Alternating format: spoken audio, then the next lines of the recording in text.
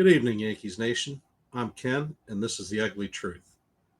My question for tonight is: what is the state of the Yankees bench? My personal opinion, I think that was the one area this offseason that we didn't have the opportunity to upgrade, and I don't think that we're in a good state with our bench depth.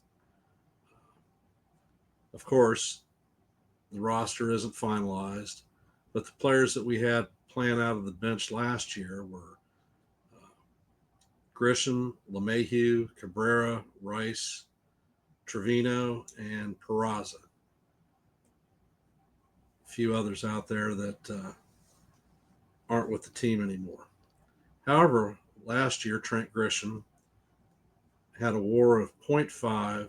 He hit 190 and was a plus defender.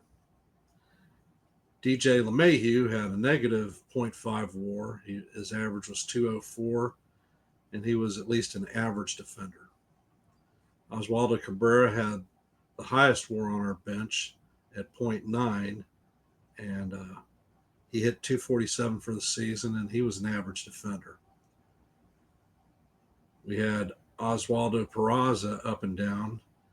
He had a .1 WAR. His average was 200, and he was a plus defender, keeping in mind that he only had 10 major league at-bats, so it's not really a large quantity to choose from.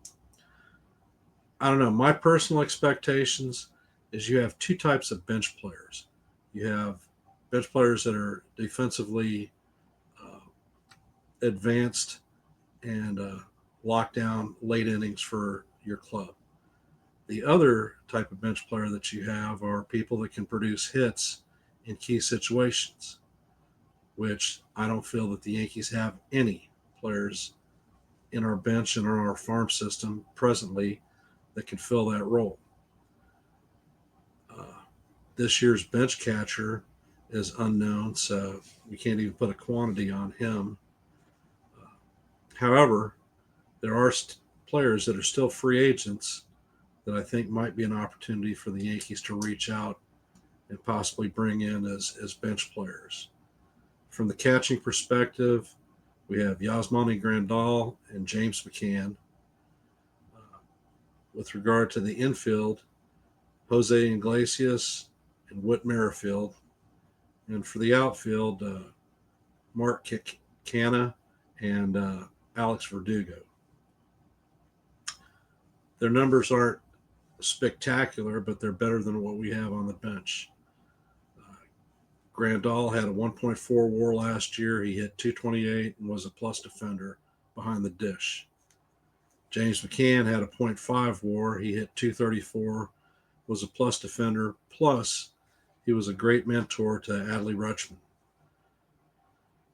Something that Austin Wells might be able to use as a good mentor and elder statesman behind the dish.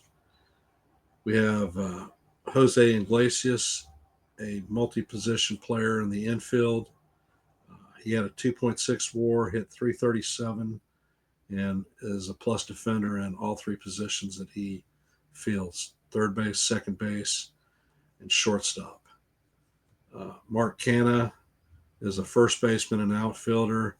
He had a plus 2.7 WAR, batting average of 242, and is an average defender. We have Whit Merrifield, who has a 1.7 WAR, 222 average, and in his heyday, he was a plus defender, but at his age, he is average, and he has multi-position versatility in the field. And last but not least, former Yankee Alex Verdugo. I know he's not going to be a popular choice out there, but he is certainly a plus defender.